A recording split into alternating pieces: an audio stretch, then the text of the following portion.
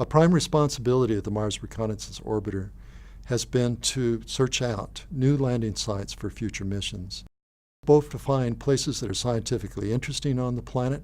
that have great potential for future discovery once we land there, but also to make sure and to certify that we'll be able to land there safely. Next up is the Mars Science Laboratory, to be launched in 2011. It will set down on the planet in 2012. Over 36 sites have been looked at intensively by the Mars Reconnaissance Orbiter, and from that, the final landing sites have emerged. In the northern hemisphere of Mars, the Marth Vallis area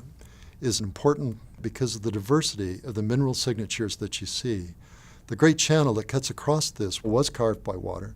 but even the highlands here were affected by water. In the craters that are there, we see different mineral signatures in the different layers, indicating the episodic activity of water at the planet or the mixing of soils by impacts in the early history of Mars.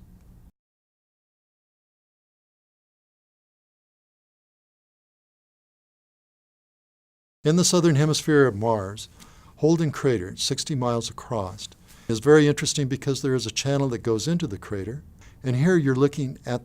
the front of that, the delta, indicating that water once flowed into the crater, ponding as an inland sea or lake, and then breached the far wall and ran out, leaving layers. In those layers, we expect to find evidence of the past chemistry, the action of water, how long it was there, but it may also have the potential to have preserved biosignatures, that is, evidence of past life, if life had ever developed on the planet and flourished in this area.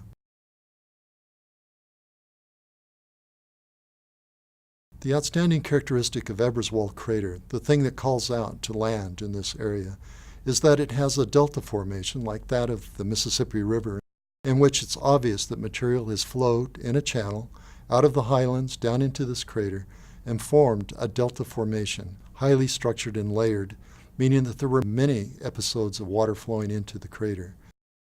Those layers could be preserving not only the history of this area as it formed over time in Mars, and the activity of water on its surface, but it's the kind of formation that could also preserve evidence of past life if that life had developed on the planet. Gale Crater in the southern hemisphere of Mars near the equator is an attractive landing site because it's a very deep crater, more than 3 miles deep, and yet at one time it must have been completely filled because its central mound actually extends above the crater rim today.